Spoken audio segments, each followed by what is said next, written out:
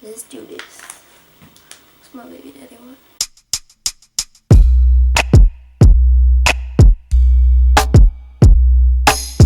Hey guys, welcome to my channel, or welcome back to my channel. Today's video is something that I've really wanted to make for a long time. It's one of the reasons that I wanted to start this channel. This is the video that I was searching for when I discovered the entire motherhood lifestyle niche. I wanted to make a video and an entire series on successful breastfeeding. Since I've had my daughter Veda, she's 8 months old now, I have gotten so many messages about breastfeeding. People asking me questions with my experiences, asking for advice, some peace of mind. And I love helping other mothers with their breastfeeding journey. I would love in any way that I can to help other mothers meet their breastfeeding goals with their babies.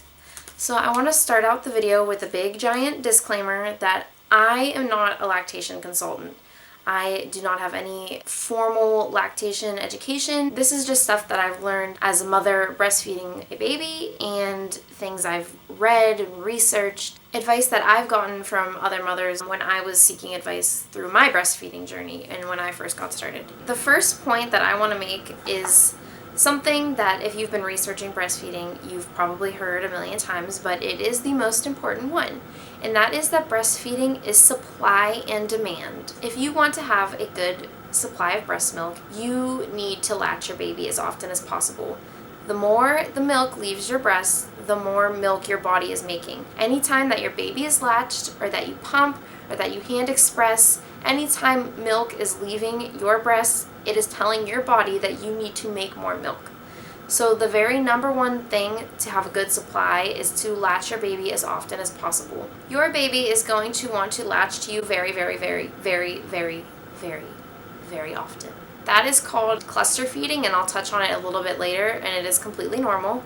And it might drive you a little bit crazy, and you might feel touched out, which is also completely normal. But that is how your baby tells your body that he or she needs more milk, make more milk, I'm hungry, I'm growing, all that fun stuff. So you want to latch baby on demand. Don't obsess over the clock at all. Don't think, well, he or she just ate 20 minutes ago, they nursed for an hour, nothing like that. Do not obsess about the time. You don't want to try to put your newborn on a feeding schedule at all. You want to feed your newborn as often as they will let you, because that will help your milk supply come in and that will help your child to grow.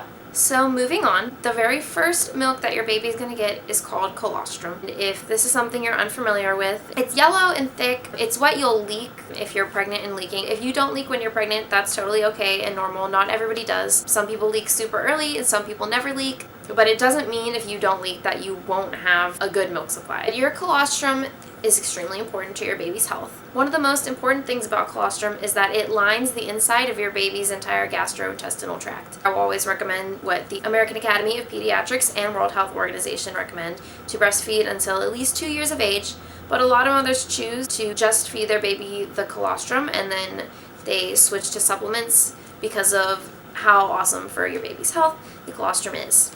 Another thing a lot of moms do is save their colostrum. If they pump, or if they were able to hand express and get some in a syringe, they save it for when their baby is sick because it is what they call liquid gold. What I personally did and would recommend to any mother planning on breastfeeding is the golden hour after you give birth.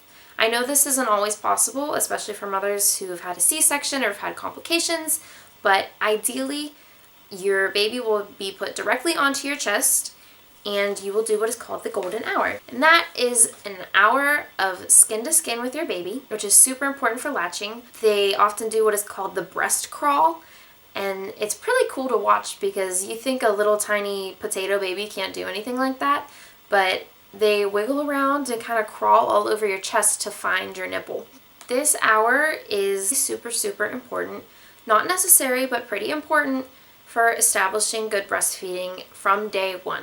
You want to try to latch your baby as soon as possible. It took my daughter a couple minutes to kind of latch and get the hang of it, but we did the golden hour, we did skin to skin before anybody else was allowed to visit.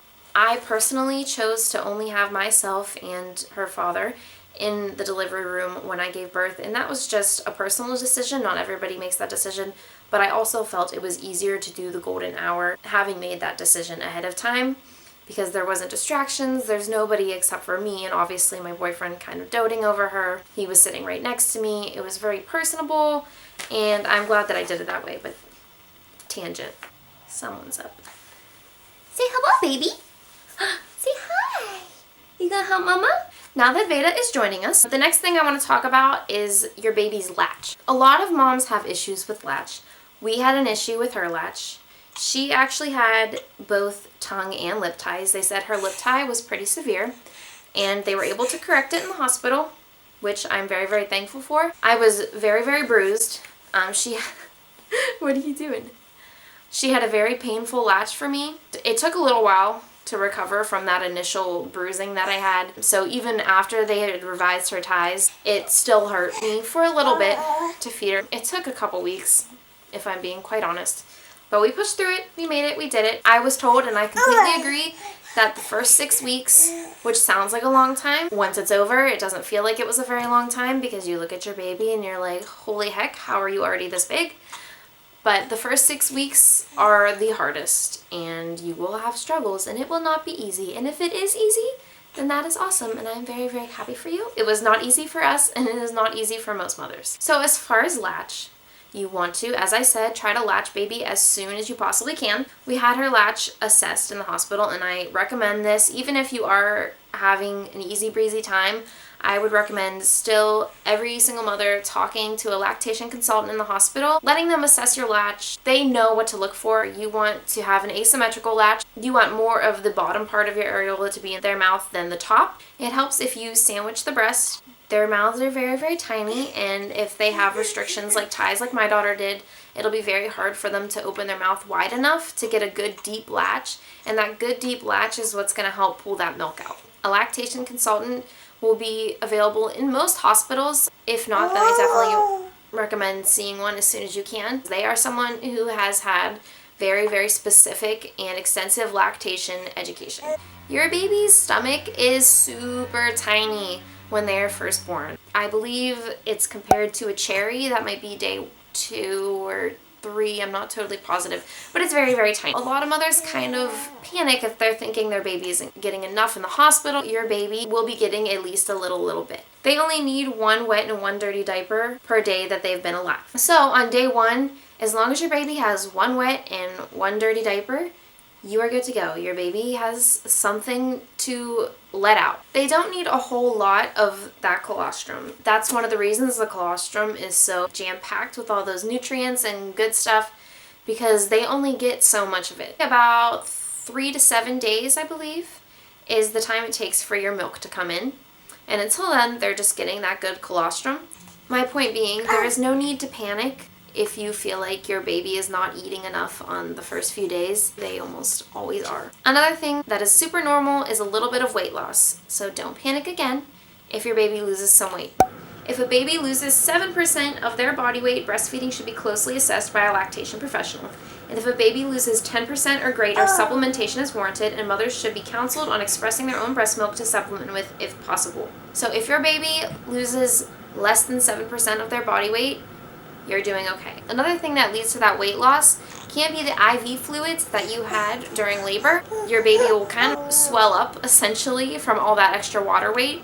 I think the second day of my daughter's life, I noticed she had become very scrawny compared to the little chubby, full, water-filled baby that she was when she first popped out. She was born at 7 pounds. I believe when we left the hospital, she was 6 pounds, 11 ounces. So don't feel the need to supplement if your baby hasn't had a significant weight loss, such as 7 to 10% or more than that. So heading home from the hospital, you need a good support system if you're planning on breastfeeding. That support system could look different for everybody. My support system was mainly mothers that I had met online and my boyfriend. I didn't have any family or close friends that had ever breastfed before, or had breastfed for long periods of time, or breastfed within the last 20 years. So I needed somebody who could give me sound breastfeeding advice that I could trust, that I knew what they were talking about, and that wasn't gonna discourage me. If you are like me and do not have people you know that have breastfed or breastfed long term, a great resource is the Latch League. They have Facebook groups for a lot of different areas, and they often have meetups. So you can meet other breastfeeding mothers in your area and talk to people who understand what you're going through, or who can tell you what to expect, or can give you resources or information on breastfeeding. Another great place, and where I got most of my information before I had my daughter, is Facebook groups. Facebook groups can be toxic and bad. Facebook groups can give you a lot of bad information, but there are a few Facebook groups that are breastfeeding specific that I recommend. One of them is Milky Mamas.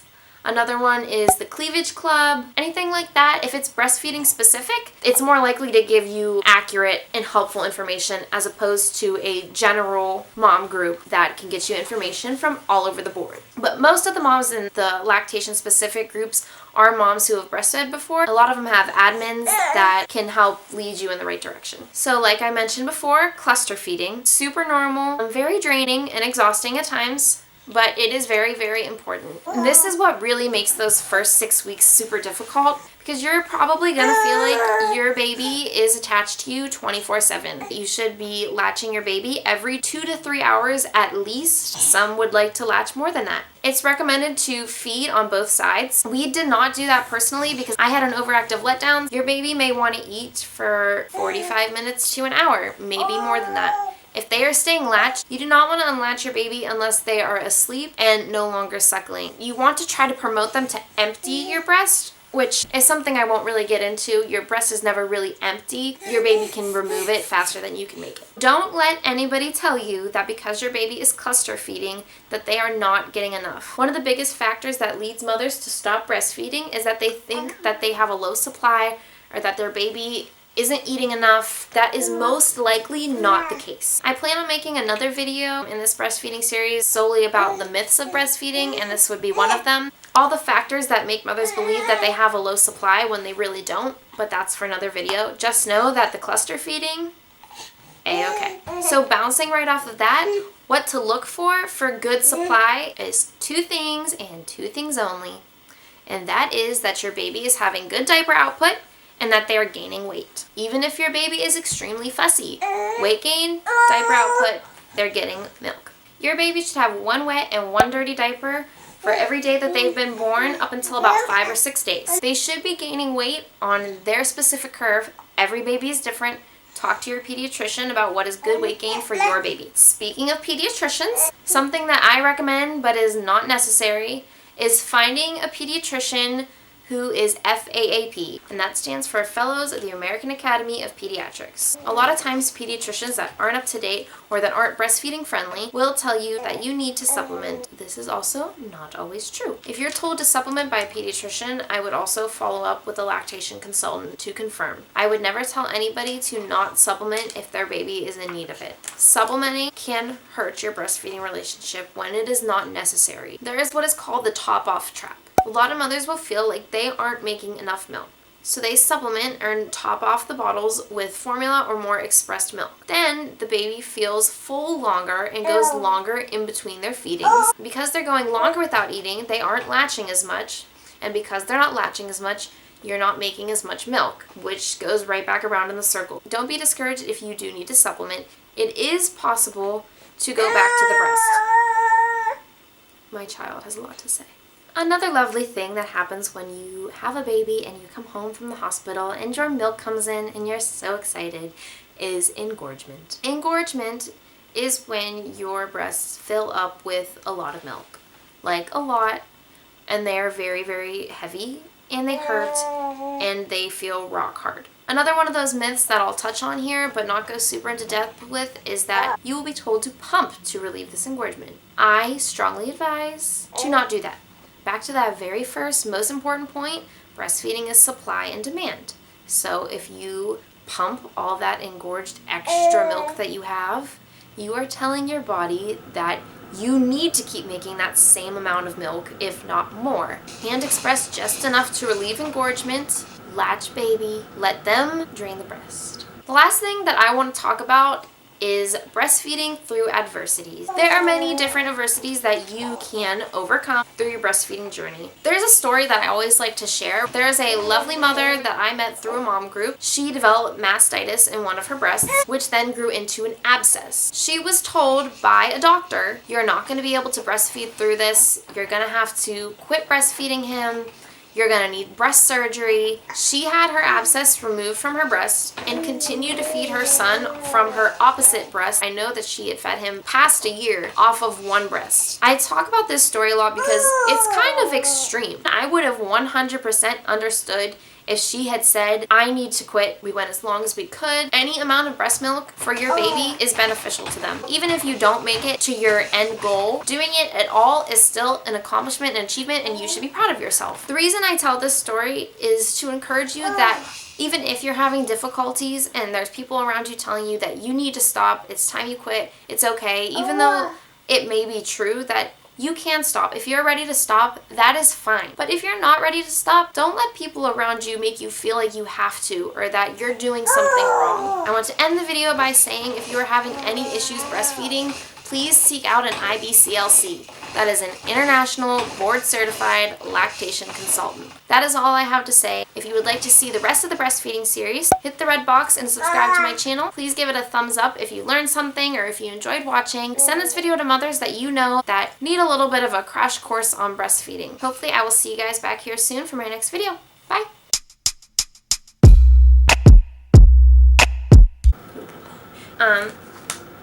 Moving on. Ooh, the spawn has risen.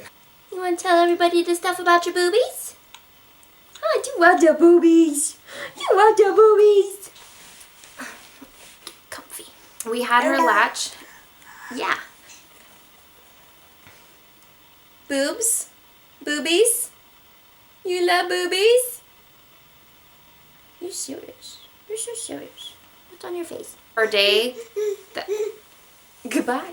Mama. Mama? Fake. The number one thing that's supposed sit on your bottom. Sit on your bottom. Ooh, the baby. Say hello. What are you doing? You crazy, lady. You crazy. What are you doing?